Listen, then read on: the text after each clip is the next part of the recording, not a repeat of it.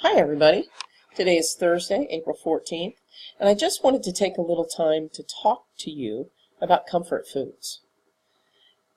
Unit 6 is all about nutrition, and comfort foods plays an important role in our nutritional habits. What are comfort foods?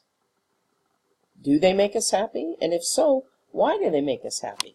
Let's take a moment to look at just what comfort foods are. Comfort foods actually become comfort foods by the cultures, traditions, and customs of our family. In other words, they're foods that are associated with good times, good events, holidays like Thanksgiving or Christmas, and certain traditions and customs that we may have as a family.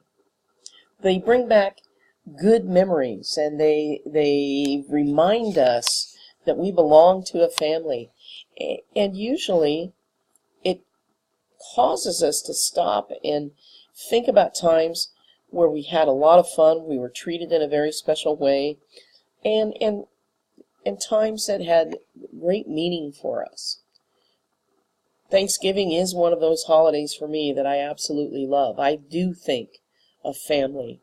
I do think of cooking and being together in the kitchen as we create our family Thanksgiving feast.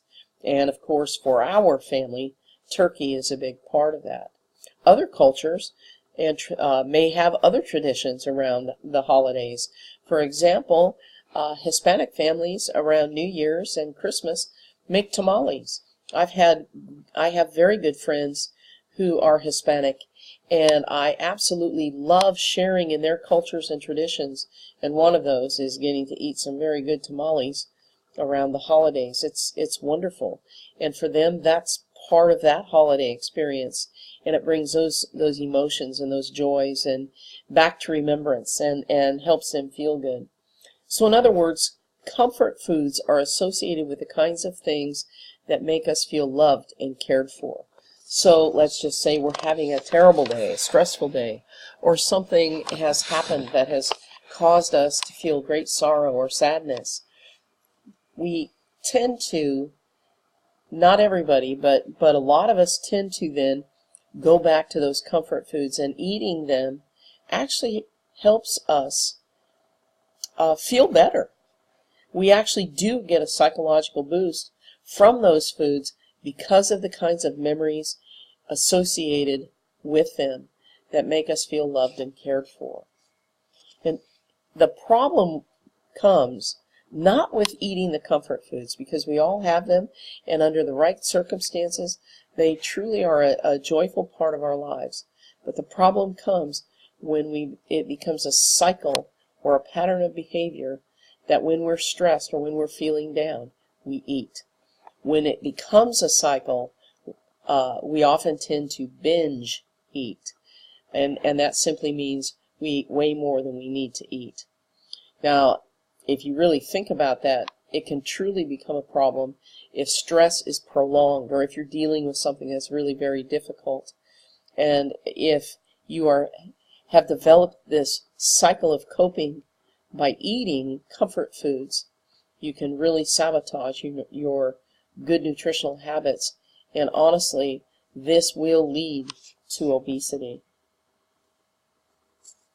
There is a very strong connection between food and behavior, and understanding what that is and what triggers us to eat in those situations can help us deal with it and overcome those kinds of things.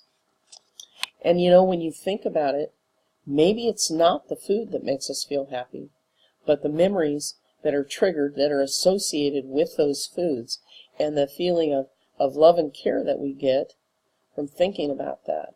So what we need to do is this. We need to develop different habits of coping with stress and break the cycle of binging on comfort foods. So one way to do that is to simply find other alternatives and things you can do. This is where exercise and being active in your lifestyle may come in. You could take a bike ride with a friend, or get out and play tennis. You could just take a walk with your dog, or with a friend, or with a family member. I know many of you in your logs are recording that you're doing activities with your family, like you're going hiking, or you're going to the lake and doing things there. These are all wonderful ways to maintain that love and fellowship with your family, but also create different habits, healthy habits of both nutrition and exercise, and a happy and active way to deal with stress or emotions that are negative, or dealing with situations that perhaps are getting you down at the time. So remember that you've had a lifetime of creating a pattern of using comfort foods. It may not change quickly, but stop and think about the kinds of foods that are comfort foods to you. What kinds of things trigger your desire to eat those comfort foods? What alternatives, what are things that you can do besides eating that will help you cope with the stress in your life? Think about your relationships with others. Think about reaching out to others. And think about developing these healthy habits. And that combined with regular exercise, eating well, and once in a while taking part in those comfort foods can lead to a healthier and more active lifestyle. Thanks for listening. Have a great, great weekend.